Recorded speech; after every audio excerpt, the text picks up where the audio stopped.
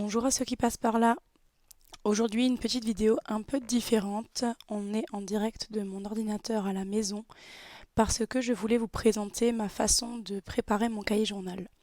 Donc j'ai décidé depuis 2 ans de m'inscrire sur EduMove et de prendre l'abonnement EduJournal parce que je trouve que c'est très utile et qu'il permet de créer son cahier journal assez rapidement en pouvant copier-coller les séances, en pouvant créer son emploi du temps également. Donc je vais commencer par ça.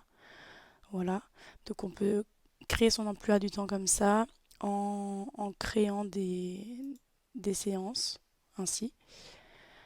Je ne vais pas rentrer dans les détails parce que sinon la vidéo serait trop longue, mais je veux quand même vous montrer des petites choses. Donc le cahier journal, voilà.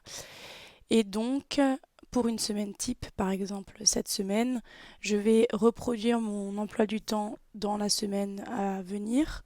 Ça se fait automatiquement. Je vais vous montrer ça sur une semaine qui n'est pas encore faite. Voilà, par exemple, là. Créer les séances. Si je mets oui, il me met systématiquement les séances de mon emploi du temps pour que je puisse ensuite les compléter. Donc, dans la semaine du 16, pour chaque discipline, je vais pouvoir noter ce que je fais, mettre un titre, séparer CE de CM1. Je vais vous montrer par exemple en français. Je peux mettre des rubriques, activités de l'enseignant, activités de la TSEM, activités des élèves.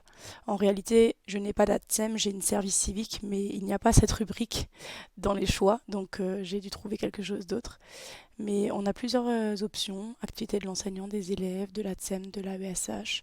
On peut mettre la consigne, la différenciation, les réponses attendues, erreurs possibles, infos complémentaires. Enfin, il y a vraiment beaucoup de choix. On peut surligner aussi. Ici, c'est pour le matériel. Ici, c'est si c'est seulement CE2, seulement CM1 ou tout le groupe. Les rubriques, enfin les domaines du cycle 1, 2, 3, 4. On peut même rajouter ici les compétences du livret scolaire en fonction des disciplines. C'est vraiment assez précis. Donc si on a envie d'être très précis, de mettre les objectifs, on peut le faire pour avoir un cahier journal très affiné. Voilà. Et puis ensuite, une fois que le cahier journal est prêt, on peut le télécharger je vais mettre ça sur mon bureau, sous la forme de notre choix. Ici, c'est le cahier journal détaillé que j'ai choisi de mettre en paysage. On peut aussi le mettre en portrait avec le matériel dont j'ai besoin pour toute la semaine et puis ensuite le déroulé de chaque séance avec l'horaire, le titre, l'objectif apparaîtrait ici si je le mettais, ou là, pardon. Voilà, le matériel et puis le déroulement. C'est vraiment un outil que j'apprécie parce qu'il y a tout dessus. Et puisqu'il fait 12 pages à peu près pour une semaine, je ne vais pas l'imprimer parce que ça ferait trop de pages. Je vais simplement l'envoyer sur ma tablette et je vais l'utiliser avec la tablette. Voilà. Et puis pour aller un tout petit peu plus loin, pour que je puisse créer ce cahier journal, j'ai d'abord, pendant les vacances scolaires de chaque période, créé ma progression dans chaque discipline, donc sur les 6 semaines à venir par exemple pour cette période.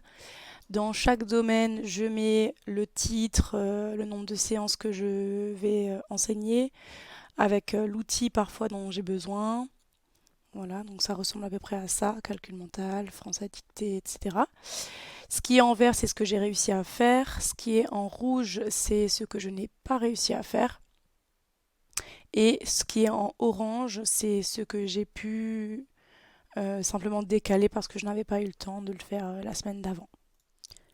Pour terminer sur cet outil, donc cette plateforme EduMove, elle n'est pas seulement utilisable pour EduJournal, il y a aussi EduPrep qui permet de trouver des fiches de préparation dans tous les domaines au cycle 1, 2, 3 qui ont été constitués par des enseignants.